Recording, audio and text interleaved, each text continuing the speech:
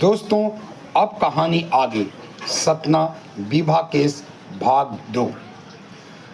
शादी की हसीन सपने लेके एक दिन फिर से जब विवाह डॉक्टर की डिस्पेंसरी के लिए अपने काम पे निकलती है तो उस दिन तारीख होती है 14 दिसंबर। लेकिन हर दिन की तरह 14 दिसंबर को विवाह रात को वापस नहीं आती है। माँ बाप उसका इंतज़ार कर रहे होते हैं कि शायद विवाह अब आ जाए, लेकिन विवाह वापस नहीं आती है। विवाह का फ़ोन ट्राई किया जाता है लेकिन वो स्विच ऑफ आता है। सुबह होती है तो माँ बाप डॉक्टर के डिस्पेंसरी में जाते हैं और डॉक्टर से जब पूछते हैं तो डॉक्टर उनको कहते हैं कि विवाह अपने पगार के 6,000 रुपये लेकर शाम को 6 बजे ही कहीं जाने को लेकर निकल गई। लेकिन मुझे लगता है कि विवाह आप लोगों से खुश नहीं थी, वो दूसरी जगह किराए पे कमरा लेके रहने की बात कर रही थी। उसके बाद वो कहाँ गई, किराए का कमरा कहाँ लिया, मुझे पता नहीं।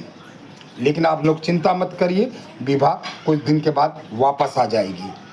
माँ बाप घर जाते हैं और बेटी का इंतज़ार करते हैं। इंतज़ार करते करते महीनों गुजर जाते हैं और 1.5 महीने बाद माँ बाप को लगता है कि इसकी खबर पुलिस को देनी चाहिए। 1 फरवरी को माँ बाप पुलिस स्टेशन पहुंचते हैं और वहाँ की इंस्पेक्टर अर्चना द्विवेदी को सारी बात बताते हैं। सारी बात सुन के अर्चना द्विवेदी डॉक्टर आशुतोष त्रिपाठी को थाने बुलाती है और उनसे पूछताछ करती है।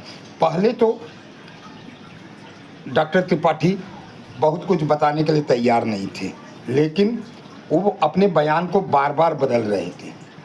इससे पुलिस को शक हुआ और जब पुलिस ने उनसे सख्ती से पूछताछ की तो डॉक्टर त्रिपाठी ने सारे वाकयों को कबूल किया और कैसे घटना को अंजाम दिया ये बता दिया। उन्होंने कहा कि एक दिन जब मेरा उससे बातचीत बहस हो रहा था तभी मुझे गुस्सा आया और मैंने उसकी चुनरी से उसका गला दबा दिया, जिससे उसकी मौके पर मृत्यु हो गई। और अगले दिन हमने उसकी लाश को अपने डिस्पेंसरी के पीछे 6 फुट खड्डे खुदवाया, उसमें डाल दिया। उसके ऊपर कुत्ते का वहाँ मिट्टी डाला, उसके ऊपर 3 फुट पे कुत्ते का मरा हुआ बॉडी डाला और लाश को ढक दिया।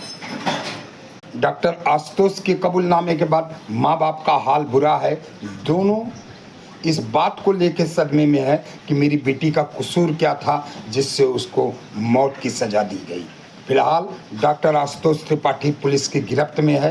अदालत फैसला करेगी कि उनके साथ क्या करना है। किसी के भी साथ शारीरिक संबंध बनाने से शादी होने का चांसेस बहुत कम हो जाते हैं, क्योंकि हमारे यहाँ एक कहावत कही गई है कि घोड़ा घास खा लेगा तो वहाँ पे क्यों रुकेगा। सतर्क रहिए, ध्यान रखिए। नमस्कार।